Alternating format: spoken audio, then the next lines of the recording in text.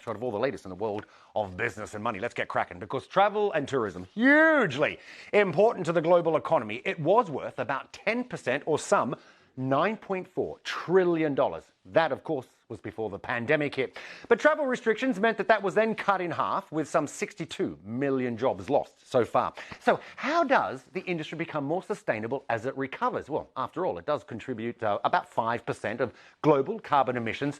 So with the UN Climate Summit continuing up north in Glasgow, the UN's World Travel Organization is launching what it calls the Glasgow Declaration. More than 300 signatories, including airlines, hotel groups, travel agents. They've all committed to halving their carbon emissions by 2030. So on that note, let's jump straight over to a familiar face and friend. Zurab Pololikashvili is the Secretary General of the UN World Travel Organization and joins us. Zurab, always a pleasure seeing you, my friend.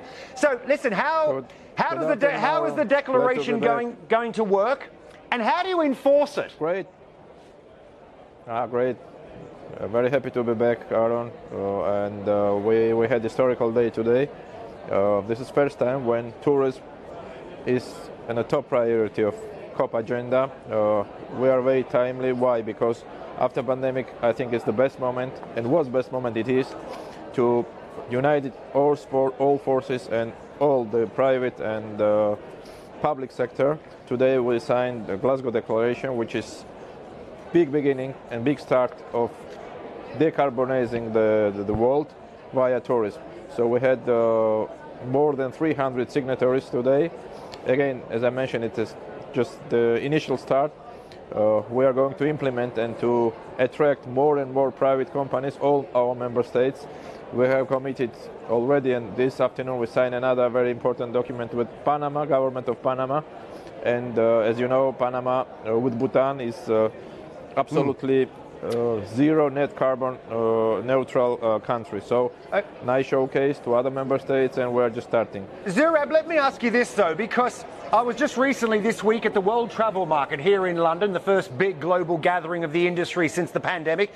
Spoke to a lot of tourism ministers from all corners of the world, and this is what I put to them. There is a conflict with global travel and tourism. Very important industry, but to become more you want to become more sustainable. At the same time, you still want thousands, if not millions, of people traveling around the world, emitting emissions, to go and spend their dollars, if you will, in those countries. It's a very hard balance, or a very difficult balance.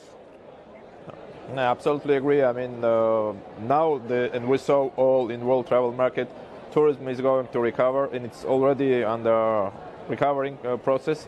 We had excellent ministerial meeting after 2 years at WTM talking about green investments. It's a time to invest, but at the same time it's a time to develop and to support sustainability. Again, we are starting more or less from the scratch.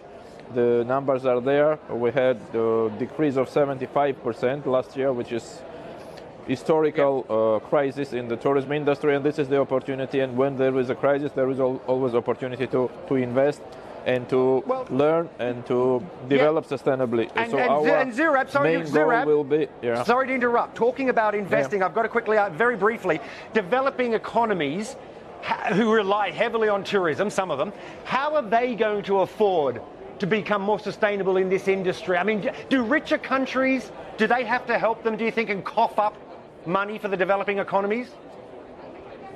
Yeah, in that case, I think it's important to invest in infrastructure, because many countries, less developed countries, they have a problem for infrastructure, security, and this is the space where governments and government has to invest and to support at the same time the private sector.